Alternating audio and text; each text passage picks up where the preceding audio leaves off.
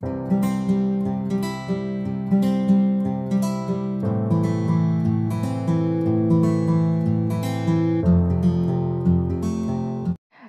বন্ধু বান্ধৱীসকল, জাগিতিলৈ আপোনালোকক স্বাগতম। আমি ক্ৰমাগতভাৱে ৰাজনীতি বিজ্ঞানৰ পাঠটো আলোচনা কৰি আছো। আমি পাই আহিছো যে 1946 চনৰ 24 মাৰ্চত ভাৰতলৈ কেবিনেট মিছন আহিছিলে আৰু তাত তিনিজন সদস্য আছিলে। সেইকেইজন হৈছে লৰেন্স, কিপছ আৰু আলেকজেণ্ডাৰ। তেওঁলোকৰ নেতৃত্বত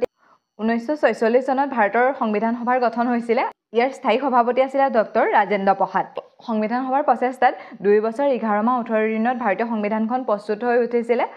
ভাৰতীয় সংবিধানখন 1949 চনৰ 26 নৱেম্বৰত আনুষ্ঠানিকভাৱে গ্ৰহণ কৰা হৈছিলে আৰু 1950 চনৰ 26 জানুৱাৰীত ইয়াক কাৰ্যকৰী কৰা হৈছিলে। সংবিধানখন লিখি উলিয়াবলৈ বা সংবিধানত কাম কৰিবলৈ সংবিধান সভাই কিছুমান সমিতি গঠন কৰিছিলে। সংবিধান সভাই তেনেকুৱা 22খন সমিতি গঠন কৰিছিলে। তাৰে ভিতৰত 8খন সমিতি সকলোতকৈ ইম্পৰ্টেণ্ট আছিলে। সেই সমিতিবিলাক হৈছে ফাৰ্ষ্ট পৰিচালনা সমিতি। পৰিচালনা সমিতিৰ সভাপতি আছিলে ৰাজেন্দ্ৰ প্ৰসাদ। কেন্দ্ৰীয় ক্ষমতা সমিতিৰ সভাপতি আছিলে জৱাহৰলাল নেহৰু। কেন্দ্ৰীয় সংবিধান সমিতি আছিলে। কেন্দ্ৰীয় সংবিধান সমিতিৰ সভাপতি আছিলে জৱাহৰলাল নেহৰু। প্ৰাদেশিক সংবিধান সমিতিৰ সভাপতি আছিলে চৰ্দাৰ বল্লভভাই পেটেল। ৰাজ্য সমিতিৰ সভাপতি আছিলে জৱাহৰলাল নেহৰু। মৌলিক অধিকাৰ, সংখ্যালঘু আৰু জনজাতীয় আৰু বৰ্ধিত অধিকাৰৰ উপদেষ্টা সমিতি, ইয়াৰ অধ্যক্ষ আছিলে চৰ্দাৰ বল্লভভাই পেটেল। কাৰ্যবিধি সমিতিৰ সভাপতিত্ব কৰিছিলে ৰাজেন্দ্ৰ প্ৰসাদে আৰু সকলোতকৈ ইম্পৰ্টেণ্ট সমিতিখন হৈছে ড্ৰাফটিং কমিটি। এখন সমিতিয়ে সংবিধানখন বিশেষভাৱে লিখি উলিওৱাত ভূমিকা গ্ৰহণ কৰিছিলে আৰু ইয়াৰ নেতৃত্ব দিছিলে B.R. আম্বেদকাৰে। এই সমিতিখনত মুঠতে 7জন সদস্য আছিলে আৰু B.R. আম্বেদকাৰক ভাৰতীয় সংবিধানৰ পিতৃ বুলি কোৱা হয়। ঠিক আছে, ভাৰতীয় সংবিধান ৰচনা কৰিবৰ বাবে সমিতি গঠন কৰা হ'ল। কেবিনেট মিছন ভাৰতলৈ আহিলে। আমি সেইবিলাক কথা আগৰ ভিডিঅ'কেইটাত আলোচনা কৰি আহিছোঁ।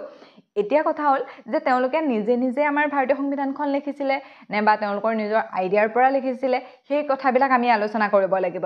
এনেকুৱা নহয় যে ভাৰতীয় সংবিধানখন এই সমিতিসমূহত যিমানখিনি মানুহ গঠন কৰি দিছিলে তেওঁলোকে নিজৰ আইডিয়া মতে লিখিছিলে, তেনেকুৱা কথা নহয়। পৃথিৱীৰ বিভিন্ন জেগাৰ সংবিধানৰ পৰা কিছু অংশ ভাৰতীয় সংবিধানত লোৱা হৈছিলে। ইয়াৰ উপৰিও বহুতকেইটা উৎসৰ পৰা ভাৰতীয় সংবিধানৰ কাৰণে কিছুমান তথ্য সংগ্ৰহ কৰা হৈছিলে। আজি আমি সেই ভাৰতীয় সংবিধানৰ উৎসবিলাকৰ বিষয়ে আলোচনা কৰিম। ভাৰতীয় সংবিধানৰ উৎস বুলি ক'লে বিশেষকৈ 1935 চনৰ ভাৰত শাসন অধিনিয়মখনৰ কথা ক'বই লাগিব। সেইখনক ভাৰতীয় সংবিধানৰ ব্লুপ্ৰিণ্ট বুলি কোৱা হয়। সেইখনৰ পৰা মানে এনেকুৱা ক'বলৈ গ'লে সেই যিখন ভাৰত শাসন অধিনিয়ম আছিলে, সেই ভাৰত শাসন অধিনিয়মৰ পৰা প্ৰায় 75% মান অংশ মানে আমাৰ ভাৰতীয় সংবিধানখনত লোৱা হৈছিলে আৰু বাকী ভাৰতৰ বিভিন্ন দেশৰ পৰা আমাৰ সংবিধানখনত লোৱা হৈছিলে। তেনেকুৱা 10খন দেশৰ লিখিত বা অলিখিত সংবিধানৰ পৰা ভাৰতে কিছুমান তথ্য লৈছিলে। আমি আজি সেইবিলাক চাম। ভাৰতৰ সংবিধানৰ উৎস বুলি ক'লে বিশেষকৈ ঐতিহাসিক নথিপত্ৰ বা হিষ্টৰিকেল ডকুমেণ্ট, আন্তৰ্জাতিক সংবিধানসমূহ, সংবিধান সভা আৰু অন্যান্য উৎসবিলাকৰ কথা ক'ব পাৰোঁ। এতিয়া আমি গোটেইবিলাকৰ বিষয়ে ডিটেইলছত আলোচনা কৰিম। ফাৰ্ষ্ট আহিলে ভাৰতৰ সংবিধানৰ উৎসৰ ভিতৰত অন্যতম ঐতিহাসিক নথিপত্ৰ বা হিষ্টৰিকেল ডকুমেণ্ট। ইয়াত আহিব বিশেষকৈ 1935 চনৰ ভাৰত শাসনৰ অধিনিয়ম বা আইন। এই ভাৰত শাসন অধিনিয়মখন কেনেকৈ আহিছিলে সেইটো অকণমান জানি ল'ব লাগিব। অলপ মই কৈ দিছোঁ সেইকাৰণে। যেতিয়া মানে 1857 চনৰ চিপাহী বিদ্ৰোহ হৈছিলে, তাৰ পাছতে ইষ্ট ইণ্ডিয়া কোম্পানীৰ কাৰণে কিছুমান আইন আনিছিলে ব্ৰিটিছ চৰকাৰে আৰু সেই আইনবোৰে মানে ভাৰতত কেনেকৈ তেওঁলোকে শাসন কৰিব বা কি হ'ব মানে ভাৰতৰ ক্ষেত্ৰত তেনেকুৱা কিছুমান কথালৈ কিছুমান অধিনিয়ম আনিছিলে আৰু সেইটো আনিছিলে 1857 চনৰ চিপাহী বিদ্ৰোহৰ পাছৰ পৰাই। তাৰপাছত ক্ৰমে কেইবাখনো আইন আহিছিলে। সেইবিলাকৰ ভিতৰত 1857, 1861, 1892, 1909, 1919 চনৰ এই আইনবোৰো অন্যতম আছিলে আৰু সেইবোৰৰ পৰাও আমাৰ ভাৰতীয় সংবিধানত লৈছিলে। যেতিয়া মানে এই 1919 চনৰ অধিনিয়মখন আহিছিলে তেতিয়া হৈছিলে মানে সেই সময়ত জালিয়ানাবাগৰ হত্যাকাণ্ড হৈছিলে। তাৰ পাছতেই এইখন যিখন মানে আমাৰ 1919 চনৰ ভাৰত শাসন অধিনিয়মখন আহিছিলে আৰু সেই অধিনিয়মখনক মানে ভাৰতীয়সকলক সন্তুষ্ট কৰিবৰ কাৰণে কোৱা হৈছিলে যে প্ৰত্যেক 10 বছৰৰ মূৰে এখন অধিনিয়ম আহিব আৰু সেই অধিনিয়মখনত মানে এনেকুৱা ধৰণৰ হ'ব যাতে ভাৰতত কি উন্নয়ন কৰিব লাগে বা ভাৰতৰ কাৰণে ব্ৰিটিছ চৰকাৰে কি কাম কৰিব লাগে সেই বিষয়বিলাক আলোচনা কৰা হ'ব। আৰু সেই অনুসৰি 1927 চনত চাইমন কমিশ্যন ভাৰতলৈ আহিছিলে যে ভাৰতত আকৌ এখন আইন প্ৰস্তুত কৰিব লাগিব। সেইলৈ এখন চাইমন কমিশ্যন বুলি কমিশ্যন গঠন হৈছিলে আৰু সেই কমিশ্যনখন ভাৰতলৈ আহিছিলে। কিন্তু তাত কেইজন সদস্য আছিলে সেই গোটেই সদস্য কেইজন আছিলে ব্ৰিটিছৰ। তাত মুঠতে 7জন সদস্য আছিলে। সেই 7জন সদস্যই ব্ৰিটিছৰ পৰা আছিলে। সেইকাৰণে আমাৰ ভাৰতত মানে তেওঁলোকক চাইমন কমিশ্যনক লৈ বহুত বিদ্ৰোহ হৈছিলে যে চাইমন কমিশ্যনৰ আমি কথা নুশুনো আৰু কাৰণ মানে এনেকুৱা ধৰণৰ হৈছিলে ব্ৰিটিছৰ তাৰ পৰা পঠিয়াইছে ভাৰতত কি হৈছে কি নহৈছে গমেই নাপায় তেওঁলোকে আমাৰ ভাৰতৰ হৈ কেনেকৈ আইন প্ৰস্তুত কৰিব সেইলৈ বহুত বিদ্ৰোহ হৈছিলে সেই সময়ত বিদ্ৰোহ মানে ইমানটো পৰ্যায় পাইছিলে লালা লাজপত ৰায়ক লাঠিৰে মৰিয়াই হত্যা কৰা হৈছিলে ইয়াৰ উপৰিও সেই সময়ৰ ভাইচৰ আছিলে ইৰবিনে মানে মতিলাল নেহৰুক নিজে এটা ৰিপৰ্ট তৈয়াৰ কৰিবলৈ কৈছিলে যে তোমালোকে বিদ্ৰোহ কৰিছা কিন্তু তোমালোকে যদি নিজে এটা ৰিপৰ্ট তৈয়াৰ কৰা বা তোমালোকে এখন অধিনিয়ম তৈয়াৰ কৰা যদি ভাৰতৰ সকলোৱে তোমালোকৰ কথা মানে তেতিয়া মই সংসদৰ পৰা পাছ কৰি আনিম অৱশ্যে মতিলাল নেহৰুৱে তেনেধৰণে তেওঁৰ কথা মতে ৰিপৰ্ট দিছিলেও কিন্তু জিন্নাই তাৰ বিৰোধিতা কৰে ফলত সেইখন মানে তেওঁক অপমান কৰা হ'ল আৰু ইমানখিনি হৈ যোৱাৰ পাছতো চাইমন কমিছনে 1930 চনত তেওঁলোকৰ ফাইনেল ৰিপৰ্ট দিছিলে মানে ইমানখিনি আন্দোলন হোৱাৰ পাছতো তেওঁলোকে ৰিপৰ্টটো বা তেওঁলোকে যিখিনি পালে সেইখিনি ৰিপৰ্ট দিবলৈ সক্ষম হৈছিলে আৰু সেইটো দিছিলে 1930 চনত আৰু চাইমন কমিছনে দিয়া সেই ৰিপৰ্টটোকে 1935 চনৰ ভাৰত শাসনৰ আইন বা অধিনিয়ম বুলি কোৱা হয় আৰু তাৰ পৰাই মানে ভাৰতীয় সংবিধানখনৰ 85% বা 75% মান অংশ লোৱা হৈছে চকচোন প্ৰথম অৱস্থাত ইমান আন্দোলন হ'ল কিন্তু তাৰ পৰাই ভাৰতীয় সংবিধানৰ বহুতখিনি অংশ আমাৰ ইয়ালৈ আহিছিলে 1935 চনৰ ভাৰত শাসন অধিনিয়মৰ পৰা বিশেষকৈ ফেডাৰেল আঁচনি গভৰ্ণৰৰ কাৰ্যালয় ন্যায়পালিকা জনসেৱা আয়োগ জৰুৰীকালী বিধান আৰু প্ৰশাসনিক বিৱৰণৰ লোৱা হৈছিলে ইয়াত ফেডাৰেল আঁচনি বুলি ক'লে যুক্তৰাষ্ট্ৰীয় ব্যৱস্থা মানে কেন্দ্ৰ চৰকাৰ আৰু ৰাজ্য চৰকাৰৰ মাজত কেনেকৈ শাসন হ'ব বা তেওঁলোকৰ মাজত কেনেকৈ কামবিলাক হ'ব সেইবিলাক লোৱা হৈছিলে গভৰ্ণৰৰ কাৰ্যালয় অৰ্থাৎ আমাৰ যিজন ৰাজ্যপাল আছে সেই ৰাজ্যপালজনৰ কাৰ্যালয় ক'ত কেনেকৈ হ'ব তেওঁলোকৰ তাত কি কাম হ'ব সেইবিলাক ন্যায়পালিকা বা বিচাৰ বিভাগ অৰ্থাৎ দেশৰ ক'ত কেনেকৈ কোৰ্ট ন্যায়পালিকা স্থাপন হ'ব সেইবিলাক কৰা হৈছিলে আৰু জনসেৱা আয়োগ মানে UPSC আৰু ষ্টেট PCSৰ পৰীক্ষাবোৰ কেনেকৈ বা কোনে কৰিব জৰুৰীকালীন বিধান মানে কি হয় যেতিয়া মানে আমাৰ গভৰ্ণৰে শাসন কৰি আছিলে 1935 চনত আমাৰ ভাৰততো গভৰ্ণৰ আছিলে ন গভৰ্ণৰসকলৰ হাতত কিছুমান বিশেষ ক্ষমতা দিয়া হৈছিলে আৰু সেই ক্ষমতাৰ পৰা ভাৰতত যিটো জৰুৰীকালীন ৰাষ্ট্ৰপতিয়ে যে জৰুৰীকালীন ক্ষমতা দিব পাৰে সেই জৰুৰীকালীন ক্ষমতাটো লোৱা হৈছিলে তাৰ পাছত প্ৰশাসনিক বিৱৰণ বা এডমিনিষ্ট্ৰেটিভ ষ্ট্ৰাকচাৰ ইয়াত কি হয় কেন্দ্ৰীয় আৰু ৰাজ্য চৰকাৰৰ বাবে পৃথককৈ আমাৰ দেশখনে শাসন বা তেওঁলোকৰ ক্ষমতা দিছে কিন্তু ৰাজ্য চৰকাৰতকৈ কেন্দ্ৰীয় চৰকাৰ বেছি শক্তিশালী সেই ব্যৱস্থাটো ভাৰত শাসন অধিনিয়মৰ পৰা লোৱা হৈছিলে ঠিক আছে মনত ৰাখিব ফেডাৰেল আঁচনি মানে যুক্তৰাষ্ট্ৰীয় ব্যৱস্থা গভৰ্ণৰৰ কাৰ্যালয় ন্যায়পালিকা জনসেৱা আয়োগ মানে আমাৰ পাব্লিক সাৰ্ভিস কমিশন মানে APSC পৰীক্ষা বা UPSC পৰীক্ষা কেনেকৈ পাতে সেইবিলাকৰ বিষয়ে জৰুৰীকালীন বিধান আৰু প্ৰশাসনিক বিৱৰণ তাৰ পাছত দ্বিতীয়টো উৎস হ'ল আন্তৰ্জাতিক সংবিধান বা পৃথিৱীৰ বিভিন্ন দেশৰ সংবিধানৰ পৰা আমাৰ ভাৰতীয় সংবিধানে কিছুমান তথ্য লৈ লৈছিলে সকলোবিলাক লোৱা নাই যে এখন ব্ৰিটেনৰ সংবিধান আছে ব্ৰিটেনৰ সংবিধানৰ পৰা সব লৈ অহা নাছিলে আমাৰ ভাৰতৰ কাৰণে যেটো দৰকাৰী সেইবিলাক লৈছিলে তেনেকৈ বহুত কেইখন দেশৰ পৰা অৰ্থাৎ 10খন দেশৰ পৰা আমাৰ ভাৰতে বিভিন্ন অংশ লৈছিলে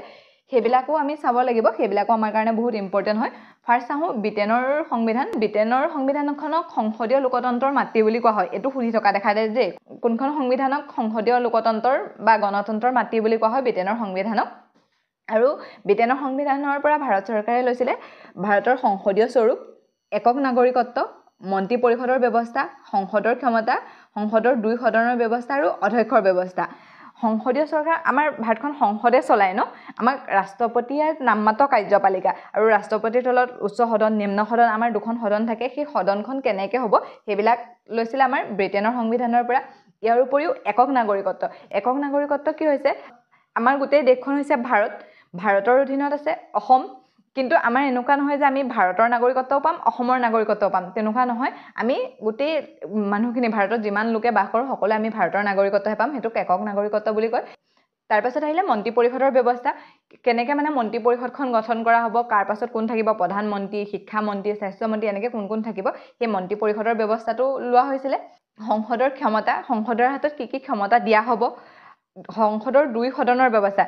দুখন সদন আছে ন আমাৰ উচ্চ সদন আৰু নিম্ন সদন সেই সদনত মানে কেনেকৈ কাম কৰিব সেই ব্যৱস্থাটো আৰু সদনত যিজন অধ্যক্ষ নিয়োগ কৰা হয় সেই অধ্যক্ষ নিয়োগ কৰাৰ ব্যৱস্থাটো ইয়াত বিশেষকৈ এনেকৈ মনত ৰাখিব পাৰে ব্ৰিটেনৰ সংবিধানৰ পৰা যিবিলাক সংসদৰ কথা আছে সেই সংসদৰ বিষয়বিলাক বিশেষকৈ লোৱা হৈছে তাৰ লগতে আছে একক নাগৰিকত্ব বাকিখিনি সংসদৰ লগতে জড়িত সংসদৰ ক্ষমতা ধৰক সংসদৰ অধ্যক্ষ নিয়োগ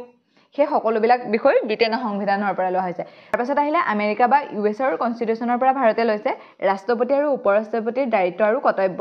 মানে ৰাষ্ট্ৰপতি আৰু উপৰাষ্ট্ৰপতিয়ে কি কাম কৰিব সেই কামবিলাক আমেৰিকা সংবিধানৰ পৰা লোৱা হৈছে ৰাষ্ট্ৰপতিৰ বিৰুদ্ধে মহা অভিযোগ আৰু উচ্চ আৰু উচ্চতম ন্যায়ালয়ৰ ন্যায়াধীশক অপসাৰণ মানে ৰাষ্ট্ৰপতিজন আমাৰ সৰ্বশ্ৰেষ্ঠ ন তেওঁক কেনেকৈ অপসাৰণ তেওঁকতো পদত অহাৰ পাছত ডাইৰেক্ট তুমি মানে কাম নাই আৰু কিবা ভুল কৰিলে বুলি কৰিব নোৱাৰে ন তেওঁৰ ওপৰত মহা অভিযোগ আনিব লাগিব আৰু মহা অভিযোগ আনি পেলাইহে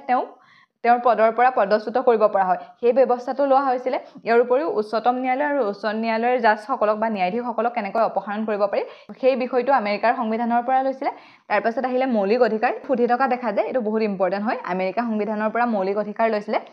ক্ষমতাৰ বিভক্তিকৰণ মানে ৰাজ্য চৰকাৰৰ হাতত কি ক্ষমতা থাকিব কেন্দ্ৰীয় চৰকাৰৰ হাতত কি ক্ষমতা থাকিব সেইবিলাক কথা ন্যায়িক ব্যৱস্থাৰ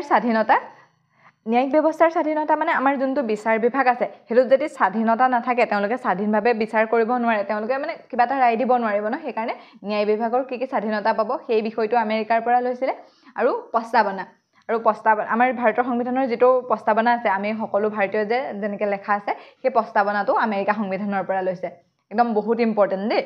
মই এবাৰ আকৌ কৈ দিছোঁ আমেৰিকা সংবিধানৰ পৰা ৰাষ্ট্ৰপতি আৰু উপৰাষ্ট্ৰপতিৰ দায়িত্ব আৰু কৰ্তব্য লৈছিলে ৰাষ্ট্ৰপতিৰ বিৰুদ্ধে মহা অভিযোগ উচ্চতম ন্যায়ালয় আৰু উচ্চ ন্যায়ালয়ৰ জাজসকলক বা ন্যায়াধীশসকলক কেনেকৈ অপসাৰণ কৰিব পাৰি মৌলিক অধিকাৰ ক্ষমতাৰ বিভক্তিকৰণ ন্যায়িক পুনৰীক্ষণ ন্যায়িক ব্যৱস্থাৰ স্বাধীনতা আৰু প্ৰস্তাৱনা লোৱা হৈছিলে আমেৰিকা সংবিধানৰ পৰা এনেকৈ ক'ব পৰা হয় আমেৰিকা সংবিধানৰ পৰা যিখিনি আমাৰ ক্ষমতা পাইছে ৰাষ্ট্ৰপতিয়ে হওক বা ন্যায়ালয়ে হওক বা আমাৰ জনসাধাৰণে হওক যিবিলাক ক্ষমতা পাইছে সেইবিলাক আমেৰিকা সংবিধানৰ পৰা লোৱা হৈছে তেনেকৈ অকণমান মনত ৰাখিবলৈ সহজ হ'ব তাৰপাছত আহিলে আয়াৰলেণ্ডৰ সংবিধানৰ পৰা লৈছে নিৰ্দেশাত্মক নীতি ৰাষ্ট্ৰপতিৰ নিৰ্বাচন প্ৰণালী আপোনালোকে জানেনে ৰাষ্ট্ৰপতিক আমাৰ যেনেকৈ নিৰ্বাচন হয় তেনেকৈ নিৰ্বাচন কৰা নহয় তেওঁ একক হস্তান্তৰযোগ্য সমানুপাতি পৰোক্ষ ভোটৰ দ্বাৰা নিৰ্বাচন কৰা হয় আমি সেইবিলাক বাৰু গোটেইখিনি এতিয়া আমি যিমানখিনি পাইছোঁ সকলোবিলাক আমি ডিটেইলছত আলোচনা কৰিম এতিয়াতো ইয়াৰ পাছত আমি ভাৰতৰ সংবিধানৰ প্ৰস্তাৱনাত সোমাই যাম প্ৰস্তাৱনাৰ পৰা আমি প্ৰত্যেকটো অনুচ্ছেদত কি আছে কি কথা আমি সকলোবিলাক আলোচনা কৰিম সেই ৰাষ্ট্ৰপতি নিৰ্বাচনৰ যিটো প্ৰণালী মানে একক হস্তান্তৰযোগ্য সমানুপাতি পৰোক্ষ ভোটৰ দ্বাৰা যিটো নিৰ্বাচন হৈছিলে সেইটো আয়াৰলেণ্ডৰ সংবিধানৰ পৰা লোৱা হৈছিলে ৰাজ্যসভাৰ সদস্যক ৰাষ্ট্ৰপতিৰ দ্বাৰা মনোনয়ন মানে ৰাজ্যসভাৰ যিসকল সদস্য হ'ব সেই সদস্যসকলক আমাৰ কোনে মনোনীত কৰে ৰাষ্ট্ৰপতিয়ে মনোনীত কৰে আৰু সেই মনোনীত যিটো প্ৰচেছ হয় সেই প্ৰচেছটো আয়াৰলেণ্ডৰ পৰা লোৱা হৈছে তাৰপাছত আহিলে কানাডাৰ সংবিধানৰ পৰা ভাৰতে কি লৈছে কেন্দ্ৰীয় চৰকাৰৰ ক্ষমতা কেন্দ্ৰীয় চৰকাৰৰ হাতত কি ক্ষমতা থাকিব আৰু সব ক্ষেত্ৰতে এইটোৱে চাব যে ৰাজ্য চৰকাৰতকৈ সকলো ক্ষেত্ৰত কেন্দ্ৰীয় চৰকাৰ ক্ষমতাশালী মানে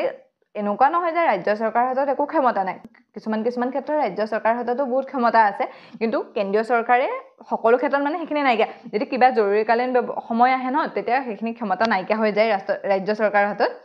কেন্দ্ৰীয় আৰু ৰাজ্যিক চৰকাৰৰ মাজত ক্ষমতাৰ বিতৰণ আমি সকলোৱে নিশ্চয় জানো তিনিখন সূচী আছে কেন্দ্ৰীয় সূচী ৰাজ্যিক সূচী আৰু সমৱৰ্তী সূচী সেই সূচীকেইখনৰ ভিত্তিত কেন্দ্ৰীয় চৰকাৰ আৰু ৰাজ্য চৰকাৰৰ মাজত ক্ষমতা বিতৰণ কৰা হয় আৰু সেইবিলাক ক'ৰ পৰা লোৱা হৈছে কানাডাৰ পৰা লোৱা হৈছে কেন্দ্ৰীয় চৰকাৰৰ অৱশিষ্ট ক্ষমতা যিটো সমৱৰ্তী সূচীত আছে সেইবিলাকত কেন্দ্ৰীয় চৰকাৰৰ বিশেষ ক্ষমতা থাকে ৰাজ্যপালৰ নিযুক্তিকৰণ উচ্চতম ন্যায়ালয়ৰ একত্ৰীকৰণ কানাডা সংবিধানৰ পৰা লোৱা হৈছে তাৰপিছত আহিলে অষ্ট্ৰেলিয়াৰ সংবিধানৰ পৰা সমৱৰ্তী সূচী সংসদৰ যুটীয়া অধিৱেশন দেশ আৰু ৰাজ্যৰ ভিতৰত ব্যৱসায় আৰু বাণিজ্যৰ স্বাধীনতা একদম সিম্পল হয় এইকেইটা মনত ৰাখিবই লাগিব মানে এইকেইটা যিকোনো কাৰণতে আৰু বাৰে বাৰে পঢ়ি থাকিলে এইটো নিজে মনৰ দৈও যাব USSR অৰ্থাৎ ৰাছিয়াৰ পৰা লৈছে মৌলিক অধিকাৰ এইটো মৌলিক অধিকাৰ নহয় দেই এইটো মৌলিক কৰ্তব্য USSR পৰা লৈছে মৌলিক কৰ্তব্য আৰু পঞ্চবাৰ্ষিক পৰিকল্পনা আমাৰ ভাৰতে পঞ্চবাৰ্ষিক পৰিকল্পনা কৰে ন 5 বছৰৰ কাৰণে আমাৰ ভাৰতখনে কি কাম কৰিব আৰু সেইটো ভাৰত স্বাধীন হোৱাৰ পাছৰ পৰা কৰি অহা হৈছে সেই পঞ্চবাৰ্ষিক পৰিকল্পনাৰ যিটো আইডিয়া সেইটো লৈ হৈছিলে USSR অৰ্থাৎ ৰাছিয়াৰ পৰা লোৱা হৈছিলে তাৰপিছত ফ্ৰান্সৰ সংবিধানৰ পৰা লোৱা হৈছে প্ৰস্তাৱনাৰ স্বতন্ত্ৰতা সমতা আৰু ভাতৃত্ববোধৰ আদৰ্শ জাৰ্মানীৰ সংবিধানৰ পৰা লোৱা হৈছে জৰুৰীকালীন অৱস্থাত মৌলিক অধিকাৰৰ নিলম্বন মানে মৌলিক অধিকাৰ যেতিয়া জৰুৰীকালীন অৱস্থা হ'ব তেতিয়া মৌলিক অধিকাৰ মানে নিজৰ অধিকাৰ বুলি কোনেও ল'ব নোৱাৰিব সেই ব্যৱস্থাটো জাৰ্মানীৰ পৰা লোৱা হৈছে জৰুৰীকালীন সময়ত কেন্দ্ৰীয় চৰকাৰৰ অতিৰিক্ত ক্ষমতা তাৰপিছত দক্ষিণ আফ্ৰিকাৰ পৰা লোৱা হৈছে সংবিধান সংশোধনী এইটো একদম বহুত দৰকাৰী হয় সংবিধানখন আমাৰ সময় সংশোধন হৈ থাকে ন এইটো সংশোধন হ'ব লাগিব কাৰণ তেতিয়া কি ভাবিছিলে বা বৰ্তমান পৰিস্থিতিটো কি হেতুটো মানে পৃথক হয় ন সেইকাৰণে দক্ষিণ আফ্ৰিকাৰ পৰা সংশোধন ব্যৱস্থাটো লৈছিলে ৰাজ্যসভাৰ সদস্য নিৰ্বাচন সেই দুটা লৈছিলে দক্ষিণ আফ্ৰিকাৰ পৰা তাৰপাছত আমাৰ সংবিধানৰ উৎসটো হৈছে সংবিধান সভা যিখন সংবিধান সভা গঠন হৈছিলে সেই সংবিধান সভাৰ কেইবাখনো মিটিং হৈছিলে আমি ইয়াৰ আগৰ যেতিয়া ভিডিঅ'টো আলোচনা কৰিছিলোঁ তেতিয়া পাইছিলোঁ সংবিধান সভাৰ 11টা সেকশনত মানে মিটিং হৈছিলে আৰু 165 দিন মিটিং হৈছিলে 3 বছৰ লাগিছিলে ন আমাৰ সংবিধানখন লিখি উলিয়াওঁতে সেই 3 বছৰত 165 দিন মানে তেওঁলোকৰ মিটিং হৈছিলে আৰু সেই মিটিংবিলাকত বিভিন্ন ধৰণৰ আলোচনা বিলোচনা হৈছিলে ন এনে কিছুমানে কৈছিলে ধৰক এনেকৈ কৰিব লাগিব ইমানখিনি সদস্য আছে সেই সকলোবিলাকৰ পৰা যিটো আইডিয়া পাইছিলে বা তেওঁলোকৰ মাজত যিটো বিতৰ্কৰ পৰা সিদ্ধান্তত উপনীত হৈছিলে সেইবিলাকো আমাৰ সংবিধানত লোৱা হৈছিলে সেইকাৰণে সংবিধান সভাও আমাৰ সংবিধানৰ উৎস বুলি ক'ব পৰা হয় তাৰ পাছত আহোঁ অন্যান্য উৎসৰ ভিতৰত প্ৰাচীন ভাৰতৰ কিছুমান গ্ৰন্থ সেই আমাৰ আগৰ পৰা যিবিলাক গ্ৰন্থ আছিলে সেই গ্ৰন্থবিলাকৰ পৰা ধৰক ইয়াৰ আগত আমাৰ ৰজা মহাৰাজে শাসন কৰি আছিলে ন তেওঁলোকৰ ধৰক কিছুমান আইন কানুন নিয়ম নীতিৰ মাজেৰে চলিছিলে তেওঁলোকৰ ৰাজসভাত বহুতো ডাঙৰ ডাঙৰ গুণী জ্ঞানী পণ্ডিত আছিলে সেইবিলাকৰ পৰা কিছুমান কথা আমাৰ ভাৰতীয় সংবিধানখনত লোৱা হৈছিলে ভাৰতীয় স্বাধীনতা সংগ্ৰামীসকলৰ ধাৰণা প্ৰতিবেদন আৰু পৰামৰ্শ ইয়াত বিশেষকৈ নেহেৰু প্ৰতিবেদন আৰু কেবিনেট মিছনৰ পৰিকল্পনাৰ কথা ক'ব পাৰি যেতিয়া সাইমন কমিছন আহিছিলে তাৰ বিৰোধিতা কৰি মতিলাল নেহেৰুৱে নেহেৰু ৰিপৰ্ট জমা দিছিলে আৰু সেইখন নেহেৰু ৰিপৰ্টৰ পৰাও কিছু অংশ লোৱা হৈছে আৰু কেবিনেট মিছনৰ যিখিনি পৰিকল্পনা আছিলে সেইসমূহ আমাৰ সংবিধানত লোৱা হৈছে ঠিক আছে আজিৰ ইম্পৰ্টেণ্ট কেইটা এবাৰ আমি চাই লওঁ ভাৰতীয় সংবিধানৰ উৎস বুলি ক'লে আমি 4টা উৎসৰ কথা বিশেষভাৱে ক'ব পাৰোঁ সেইকেইটা হৈছে ঐতিহাসিক নথিপত্ৰ বা হিষ্টৰিকেল ডকুমেণ্ট তাৰ পাছত আন্তৰ্জাতিক সংবিধানসমূহ সংবিধান সভা আৰু অন্যান্য উৎসত বিশেষকৈ প্ৰাচীন ভাৰতৰ গ্ৰন্থসমূহ ভাৰতীয় স্বাধীনতা সংগ্ৰামীসকলৰ ধাৰণা প্ৰতিবেদন আৰু পৰামৰ্শসমূহ সেইকেইটা ইম্পৰ্টেণ্ট আছিলে ঐতিহাসিক নথিপত্ৰত বিশেষকৈ 1935 চনত ভাৰত শাসন অধিনিয়মখন আহে ইয়াৰ পৰা বিশেষকৈ ফেডাৰেল আঁচনি গভৰ্ণৰ কাৰ্যপালিকা ন্যায়পালিকা জনসেৱা আয়োগ জৰুৰীকালী বিধানসমূহ আৰু প্ৰশাসনিক বিৱৰণ লোৱা হৈছে আন্তঃৰাষ্ট্ৰীয় সংবিধানসমূহ ফাৰ্ষ্ট আহিলে ব্ৰিটেইনৰ সংবিধানৰ পৰা লোৱা হৈছে কিছুমান কথা ব্ৰিটেইনৰ সংবিধানখনক আমাৰ সংসদীয় লোকতন্ত্ৰৰ মাতৃ বুলি কোৱা হয় ইয়াৰ পৰা লোৱা হৈছে সংসদীয় চৰকাৰৰ স্বৰূপ একক নাগৰিকত্ব মন্ত্ৰী পৰিষদৰ ব্যৱস্থা সংসদৰ ক্ষমতা সংসদৰ 2 সদনৰ ব্যৱস্থা আৰু অধ্যক্ষৰ ব্যৱস্থা আমেৰিকা সংবিধানৰ পৰা লোৱা হৈছে ৰাষ্ট্ৰপতি আৰু উপৰাষ্ট্ৰপতিৰ দায়িত্ব আৰু কৰ্তব্য ৰাষ্ট্ৰপতিৰ বিৰুদ্ধে মহা অভিযোগ আৰু উচ্চতম ন্যায়ালয় আৰু উচ্চ ন্যায়ালয়ৰ ন্যায়াধীশসকলৰ অপসাৰণ মৌলিক অধিকাৰ ক্ষমতাৰ বিভক্তিকৰণ ন্যায়িক পুনৰীক্ষণ ন্যায়িক ব্যৱস্থাৰ স্বাধীনতা আৰু প্ৰস্তাৱনা আয়াৰলেণ্ডৰ সংবিধানৰ পৰা লোৱা হৈছে নিৰ্দেশাত্মক নীতি ৰাষ্ট্ৰপতিৰ নিৰ্বাচন প্ৰণালী ৰাজ্যসভাৰ সদস্যক ৰাষ্ট্ৰপতিৰ দ্বাৰা মনোনয়ন কানাডাৰ সংবিধানৰ পৰা লোৱা হৈছে কেন্দ্ৰীয় চৰকাৰৰ ক্ষমতা কেন্দ্ৰীয় আৰু ৰাজ্যিক চৰকাৰৰ মাজত ক্ষমতাৰ বিতৰণ কেন্দ্ৰীয় চৰকাৰৰ অৱশিষ্ট ক্ষমতা ৰাজ্যপালৰ নিযুক্তি উচ্চতম ন্যায়ালয়ৰ একত্ৰীকৰণ অষ্ট্ৰেলিয়াৰ সংবিধানৰ পৰা লোৱা হৈছে সমৱৰ্তী সূচী সংসদৰ যুটীয়া অধিৱেশন দেশ আৰু ৰাজ্যৰ ভিতৰত ব্যৱসায় বাণিজ্যৰ স্বাধীনতা USSR অৰ্থাৎ ৰাষ্ট্ৰীয় সংবিধানৰ পৰা লোৱা হৈছে মৌলিক অধিকাৰ আৰু পঞ্চবাৰ্ষিক পৰিকল্পনা ফ্ৰান্সৰ সংবিধানৰ পৰা প্ৰস্তাৱনাৰ স্বতন্ত্ৰতা সমতা আৰু ভাতৃত্ববোধৰ আদৰ্শ জাৰ্মানী সংবিধানৰ পৰা জৰুৰীকালীন অৱস্থাত মৌলিক অধিকাৰৰ নিলম্বন আৰু জৰুৰীকালীন সময়ত কেন্দ্ৰীয় চৰকাৰৰ অতিৰিক্ত ক্ষমতা দক্ষিণ আফ্ৰিকাৰ সংবিধানৰ পৰা সংবিধান সংশোধন আৰু ৰাজ্যসভাৰ সদস্য নিৰ্বাচনৰ এই বিষয়বিলাক লোৱা হৈছে ঠিক আছে আজিলৈ ইমানতে এৰিছোঁ অন্য এটা ভিডিঅ'ত লগ পোৱাৰ প্ৰতিশ্ৰুতিৰে